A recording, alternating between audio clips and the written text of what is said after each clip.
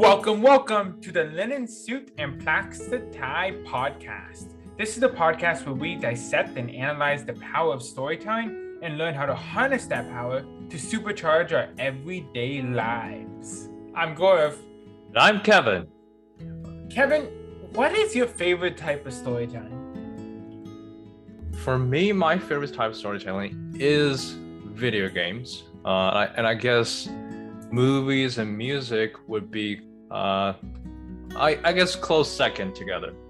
Yeah, we talk about this all the time because for me, I've talked a little bit about the show when we had like Alex and different comic people, was that comic books and musicals were huge parts of why I'm so passionate about storytelling. Music has a profound power to pull you in and to change your mood. You watch scenes of TV shows without the music, it totally changes it. Something I think about is when in college, when we saw Logan for the umpteenth time. I don't know how many times we saw Logan in college. It was 4. I feel like it was 5. I saw it 5 because I saw it with, I'm going to call him Captain America because we haven't talked about him on the pod yet. But I saw it with Captain America when at a Q&A with Patrick Stewart. And something else about Captain America was it really bothered him when the movie ended and the credits were a very upbeat song for Johnny Cash, right? And Johnny Cash also played a very key part of our college experience because we stole a lot of music from that movie, some Johnny Cash music, and we cued it. Like during our annoying winter quarters moments, we played a lot of Hurt by Johnny Cash. But he hated when it flipped to that upbeat Johnny Cash song because it's just such an emotional moment in the film.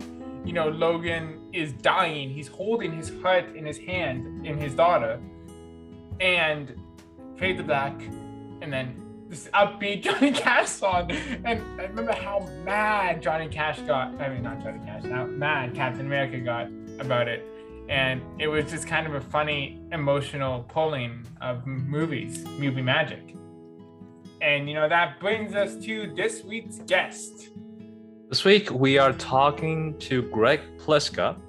Greg is a composer, conductor, and orchestrator who has made and orchestrated a lot of different pieces of music for award-winning theater plays, film, TVs, and other media.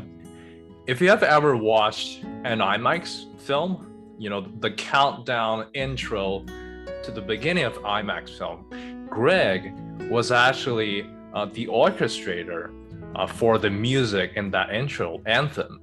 So we're going to talk to Greg about how composing and orchestration is done for film and TV and in theater, and about storytelling in music overall.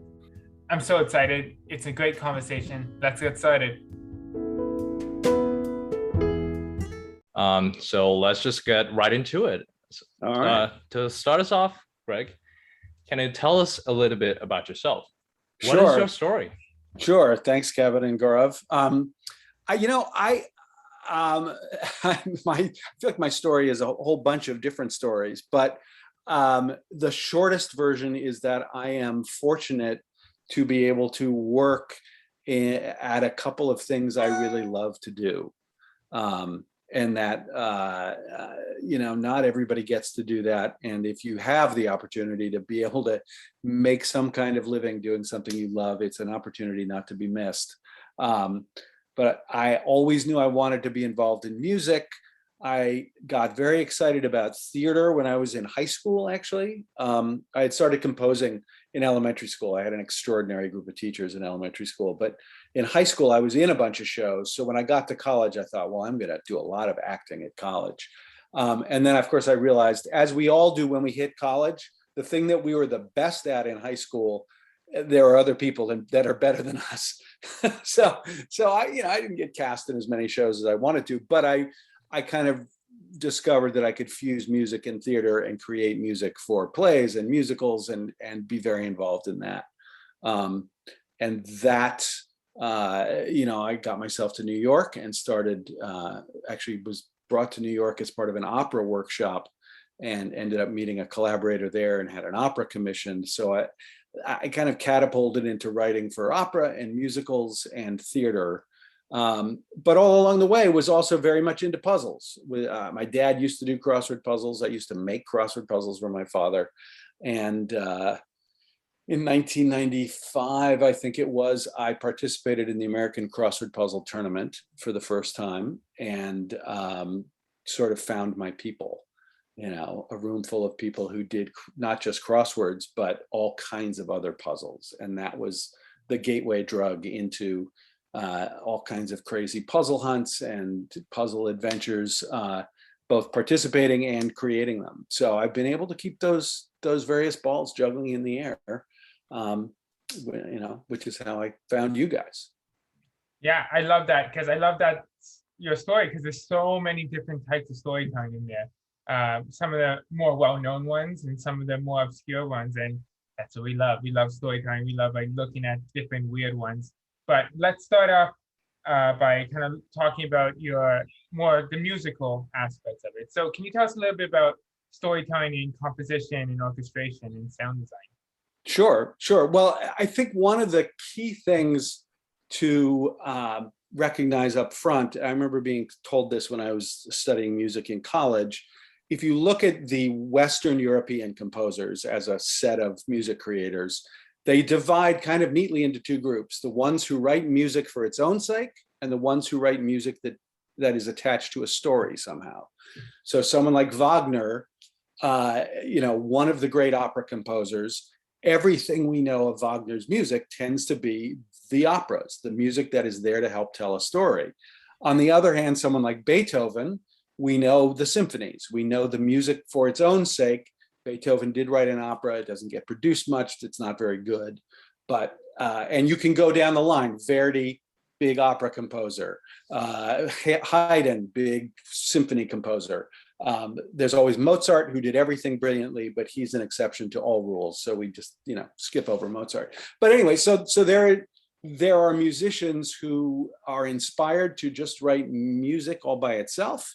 And then there are those of us who feel like music, who are most inspired to write music that's attached to something: character, setting, story, scene, location, all of that. And I find myself with a blank page. I don't know what to write. But if you say, Greg, I want you to write me a show, it's going to have 5 characters, it's going to be a fairy tale, it's going to be the story of Cinderella, whatever, you start giving me parameters like that, and I'm immediately more inspired. So kind of on that point, when we talk about writing for like film and television, you've done a lot of, music directing and scoring for them. Can you tell us where the music gets involved in that storytelling process? Do you get a script? Do you see the show first? When does the kind of composing take place? Yep. Yeah, that's a great question. I think if we just talk about film, and the same is basically true for television as well, although the process varies. But if you look at film, music is the last thing that is added to that film generally. And the composer might get brought in earlier. I just worked on a film last year called Trust, where we actually saw some of the director cut together some of the dailies, some of the early footage, just to give us some views of the different characters. And from that, we wrote a bunch of music that we felt connected to the characters and related to the script as we knew it. And then when he was editing the film, he and the editor used a bunch of the music we had created to start to at least edit to it. But our work really doesn't start as composers in a film until after there's a rough cut of that film. And so it requires a ton of sensitivity, right? If you're a director, you've got a project you've worked on for years, you probably had the idea 10 years ago, you finally got the financing, you found the actors, you've got a great script, you've shot this thing, and you've put together your sort of best first draft of what it's going to look like, and now you're turning it over to a composer who has the power to make it shine or to ruin it. And we always say as composer, we have to be really sensitive and understand that the director doesn't have much more beyond us. We're the last stop for that film. That's different in theater. Obviously, we're more engaged in the process of mounting a theatrical production. Theatrical production is happening live, so the music needs to have a kind of flexibility to work with the live production. But when you're scoring a picture, you are wedded to that edit of the picture. Yeah. You mentioned the movie Trust, and you mentioned working with these characters and kind of writing music for the characters. I find that really interesting. Can you tell us a little bit about kind of writing different kind of sounds with different characters and what that process is like? Sure. It's different with every project, depending upon the larger sort of aesthetic of the project. But in the case of Trust, we knew this is a movie about 20-somethings in New York, very hip and sophisticated. They're involved in the art world somewhat. One of the main characters has an art gallery. The other is a TV broadcaster. There's a character who is an artist who is kind of the id of the movie. He's kind of the sexual energy of the movie. And there is a female counterpart to him who also has some of that more physical energy. So we, in terms of musical style, the director had in mind actually a lot of contemporary pop music, Ariana Grande, Victoria Justice, who's actually in the film, and her music. So we listened to a lot of that to get a sense of the genre and the energy, and then we tried to find instrumentation or rhythms or tempos that we felt like captured the energy of the characters. I particularly find in scoring film that more than harmony or melody or instrument choices, just the tempo and the rhythmic energy of a cue really affects the energy of the scene. That is one of the more essential elements in music. So we played around a lot with what we thought, this is Ansgar, he's the artist, he's the sex drive, this is his music. This is the gallery owner, a little cooler, a little more sophisticated. And the whole movie ended up being built on the themes, whether they were associated with characters or with the kind of emotional themes or the energy of the sex, the art, the thoughtfulness, the trust, the passion. Each of those things kind of had its musical analog. I find that very interesting. It's kind of like, fashion movies almost, where each character has like their own kind of unique style, and it's kind of like finding the music to them, and then when they're together, those clashing to kind of make some sort of overall connection. Yeah, and it was really interesting. The director and the art director of the film put a lot of thought into the color schemes of different shots and how they related to those same things.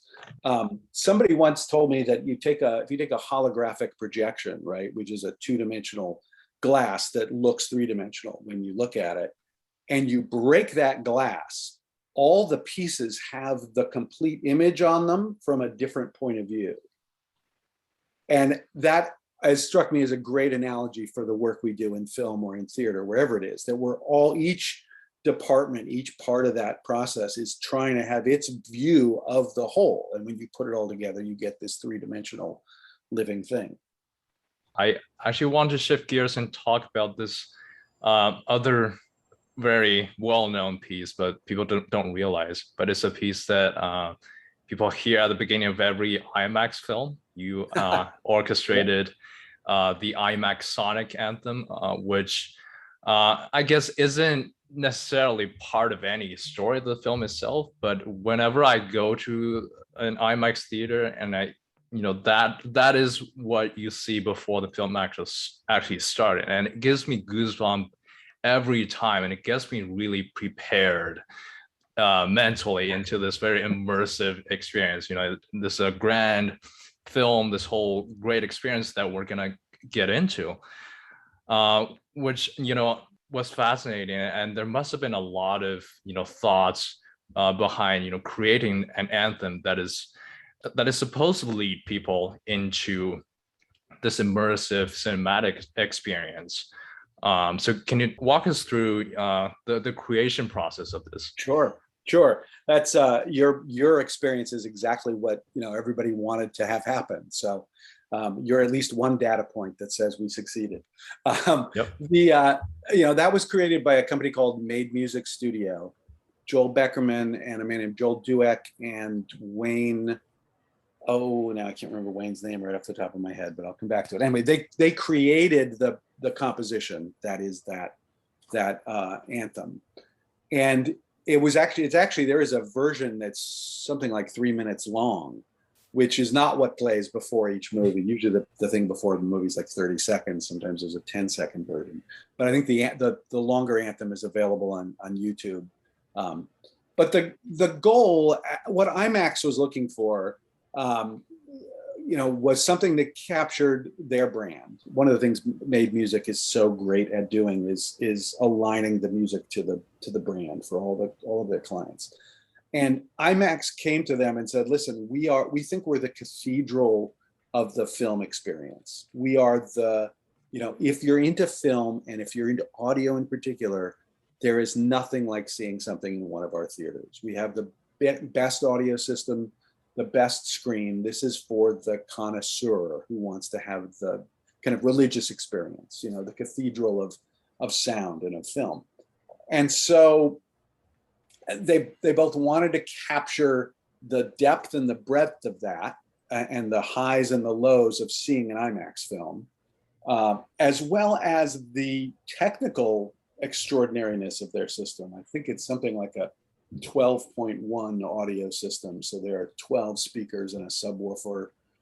It might even be bigger than that now, but the idea, and it has an extraordinary frequency range. So the highest and the lowest sounds are going to be heard and felt in an IMAX theater the way you won't anywhere else.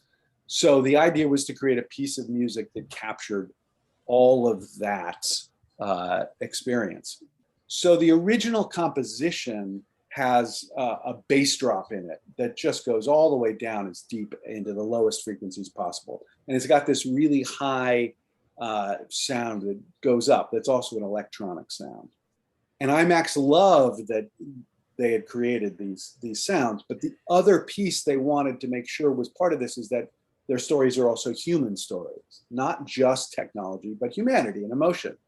So that was really where I came in and where the live orchestra came in. One of my tasks was to take that bass drop and that high swooping sound and figure out how the orchestra could enhance that and create that. And if you listen to that's at the end of each of those things. It's a big boom, wee, boom, wee. And if you listen, you can hear that there is a synthesizer doing that incredible bass drop and that high swooping sound. And there's also the cellos and the basses are doubling that synthesizer down to the bottom. And the violins are playing a kind of harmonic note, a kind of cloudy, glassy note at the top of that upper slide. I also created a ton of other versions of that with trombones doing the swoop down and winds doing this run up. And we recorded some of them. Some of them were very silly and should never be heard again. But, it was part of the experiment of the orchestration was to see what are some ways we could do that. The other thing we got to do that was incredibly fun was for those low notes in that anthem, we had an enormous orchestra, enormous brass section, tuba, a contrabass tuba, thing called a chimbasso, a bunch of trombones, French horns, contrabassoon, bassoon. So it was to get all of the low end instruments, and I didn't have a lot of them in the room. And so that low note isn't just a synth, it's also all of these humans in this room playing this incredibly low sound. And it's really glorious. It was glorious to record and such a proud thing, such a thing that I'm so proud to be a part of, because it really captures what IMAX does, as you say, and does that combination of human and technology that is what they want the IMAX experience to be. I feel like I come back to this all the time, that the storytelling is about humans communicating with other humans. And so composing is about communicating music to other human beings as well. But the key part of orchestrating is giving it to live human beings to perform it, which transforms it in a way that, you know, a computer can never achieve. Yeah, and some of my friends who are extraordinary at what they do on the computer, you know, do an amazing job. But every time when we then have the orchestra play it, everybody says, "Oh my God, I didn't realize it could sound like that." Right? That people bring something to it that brings it to life. That's so interesting. Something we were just talking about, that you were telling stories to other humans, right? So you want to find the instruments that, you know, pull on those emotional strings. Setting the tone with the music is so fascinating because it's a mental, it's an emotional thing. Yeah, I mean, there are absolutely true physical properties of sound and the way things resonate in a room that will make something sound more seamless and smoother, or more dense and complex. And sometimes, and that can have nothing to do with harmony or major or minor, just with the complexity of the sound and how dense or how clean and clear it feels. And some of that feels like it crosses cultural boundaries. But I tell this story a lot. I used to do a creating original opera program for the Metropolitan Opera, which was a program teaching teachers how to create mini opera production companies with their students, elementary school teachers. And we did an international workshop with teachers from schools all over the world. And one of the parts of this process was people creating characters and describing them with a handful of adjectives, and then creating music to express those adjectives. So a character might be kind, suspicious, thoughtful, greedy, and you know, easily frightened. Say those are characteristics, and then a team would go off and try to create some musical ideas that represented those emotions. And the summer we had the international teachers, there were a pair of teachers from Jordan who wrote a theme for the character. And what I had the teachers do was play the music without telling us which character they did, and just ask people to describe what they heard. So these teachers played their melody, and the other teachers in the room said, many of whom were American or British, said, "God, that sounds suspicious, unhappy, maybe not trustworthy." And the teachers from Jordan said, no, this was sympathetic and kind and thoughtful. And it was a great lesson in how music is not a universal language, right? The kind of modalities and melodic things that in their Middle Eastern contexts said one thing, had a different cultural resonance for a different group of listeners. That is so interesting to hear, because so often you hear the opposite. You hear that music is the universal language, but it definitely makes total sense that it does require translation from time to time. And it does circle back to the human aspect of music and of storytelling, is that it is rooted in culture and people experiences. So naturally, you know, people go through the worlds and understand things differently. So you are going to have different interpretation for all kinds of stories, music included.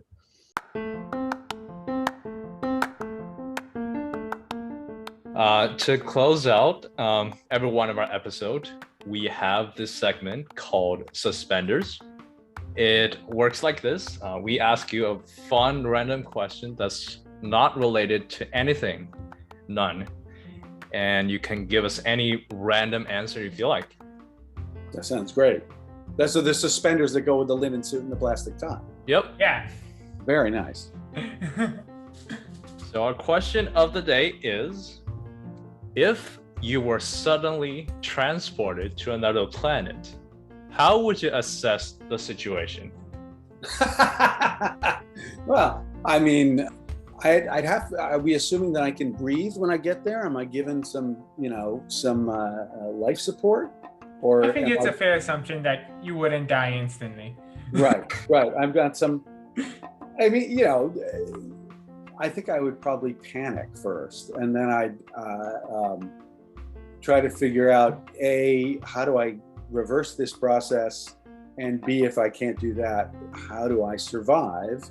And C, if I can't reverse it and I just don't think I can survive, I'm not going to be able to create food and shelter and the rest of it, I might just try to enjoy the view as best I possibly can.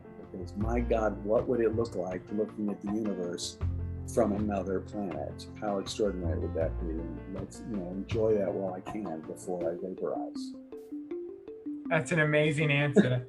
Thank you so much for joining us. This was absolutely eye-opening. Learned a lot. Truly an amazing form of storytelling. Thanks for having me. This is such a treat, and I love chatting with you. So I hope we get to do it again someday.